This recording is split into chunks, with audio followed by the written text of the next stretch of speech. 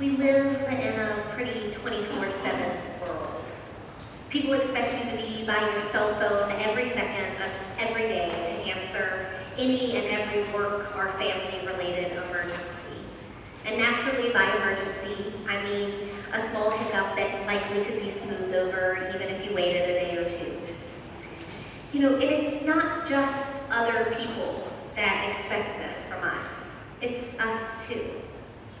We've all bought into this 24/7 mentality, wanting to reach people right now.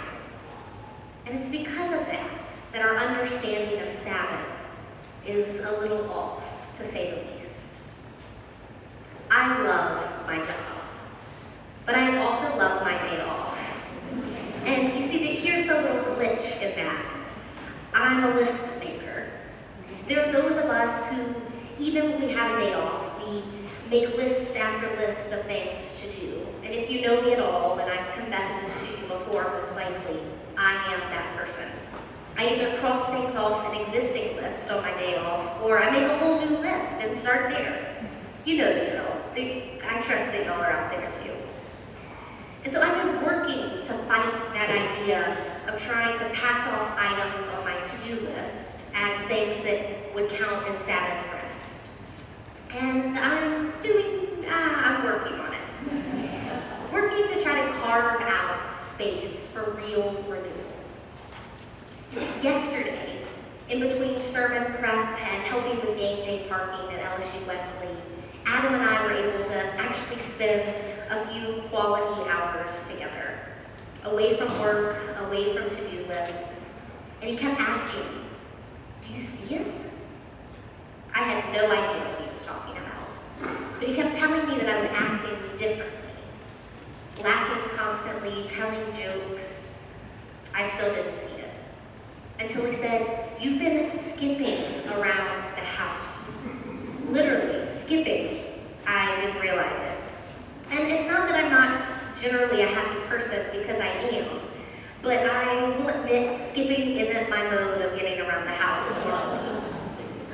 But even with just an hour or two of time away from the monotony of day-to-day life, getting to spend that with someone I loved, taking time for rest and renewal, it was amazing what it could do. Skipping. Apparently that's what I look like when I put my lists away. And yesterday, that childlike joy of skipping, it was the transformative reward that I received for a few hours of Sabbath rest after a long week of work. Last week, James spoke about taking the Sabbath one day a week. Remember the Sabbath and keep it holy, the 10 Commandments remind us. We're familiar with the concept of Sabbath. Many of us grew up memorizing the 10 Commandments, or maybe we had a family that gathered for a Sunday lunch or dinner. We get some of that Sabbath idea. But very few of us actually take a day away from work a week. And I don't just mean paid work. I'm talking about work in general. We don't allow ourselves time for rest and spiritual renewal. You see, the idea of Sabbath is a lot more radical than we think. Realizing that taking a weekly Sabbath is a radical thing really helps us step into our scripture for today. Because if you're anything like me, when you read today's scripture passage, you thought, cool. And then you thought, no way, that's not practical.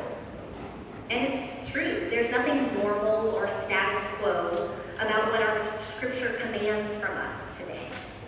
One, that we let the land lay fallow and not plant on it 1 out of every 7 years. And 2, that we mark every 50th year as a year of Jubilee. If you aren't familiar with Jubilee, you're probably normal. Even if you've read the whole Bible, you might have skipped over some of Leviticus, and it's only mentioned in Leviticus 25. But don't worry, because the verses that immediately follow today's passage flesh out this whole idea of the year of Jubilee for us. They tell us that, as you know, the Jewish tradition of Sabbath was practiced on the 7th day. A everyone. Total rest for rich and poor, slaves, and even animals. But the Sabbath, they say, isn't just a one-day-a-week practice. Because every 7th year, we're told, that we're required to give the land a rest. No intentional farming is to be done then. And then finally, after 49 years, that 50th year is supposed to be a year of Jubilee, a sort of mega cosmic Sabbath. And not only is everyone commanded to rest, including the land, but the slaves are freed that year. Land sold in the intervening years is returned to its original owners, and all debts are forgiven. Whatever loans you had are canceled. Sounds like a jubilee to me. On a large scale, if we lived into that, imagine what that would mean for countries in debt. It's unfathomable. And then personally, imagine if your mortgages and car payments and student loans just vanished. I could get bored. It sounds like something that's so amazing in some senses, but also completely crazy. And maybe even something that we think promotes laziness. So let's take a look at what the year of Jubilee might look like to us now in this day and age. Let's be honest, there aren't a lot of farmers among us here, and maybe not even that many gardeners. So for people who no longer live in an agrarian society, the year of Jubilee, at least to me, is a reminder that humans are not God's only creation. We are not the only things that matter. We are not the only things that need or deserve rest. The land, too, must not be overworked. The land and animals have worth as God's creation, and we must treat them accordingly. It's a reminder that we're not all created solely to work, and the land isn't either. We are God's, and the land is God's. It reminds us that just because we buy something, it doesn't make it ours, as we see in this command for the land to return to its original owners every 50 years. We're stewards on this earth of God's creation. This is a radical shift from the way our world looks at possessions, money, and really ownership of any kind. Likewise, when we look at this command to free your slave and release the debts that are owed to you, we may not see practical ways for stepping in to adjust Sabbath of the Jubilee year. But let's not get bogged down in details. Because to me, what's at the heart of the year of Jubilee is justice. It's a shift away from a life centered on wealth. And instead, it becomes about releasing debts and returning land, because wealth that's stored up over generations and generations often leads to exploitation. Today, the year of Jubilee is about how we conduct ourselves in our daily lives, how we conduct ourselves in our business deals. It's about charging a fair price when you sell things.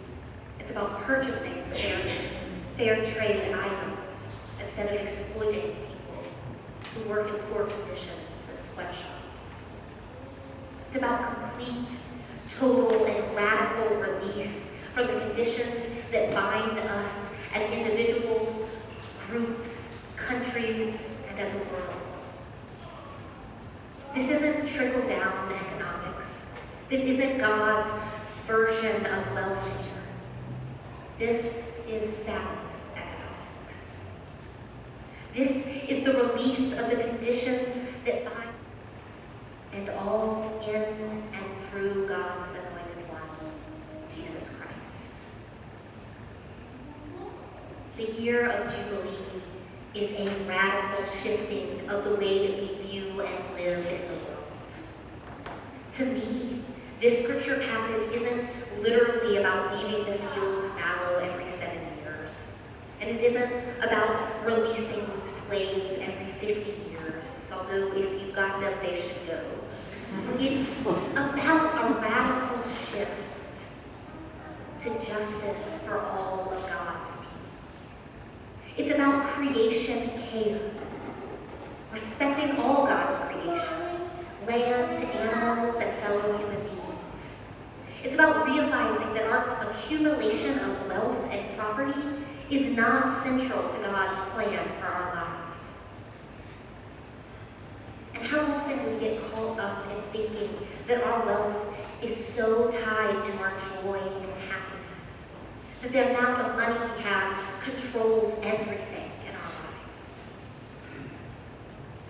People who measure happiness, and I'll admit I do not know who they are, say that once your basic necessities of housing, food, and clothing are met, and once you're secure in knowing that you have a home and can take care of those basic needs of feeding your family, they say that any income increase beyond that does little to affect your overall happiness and joy.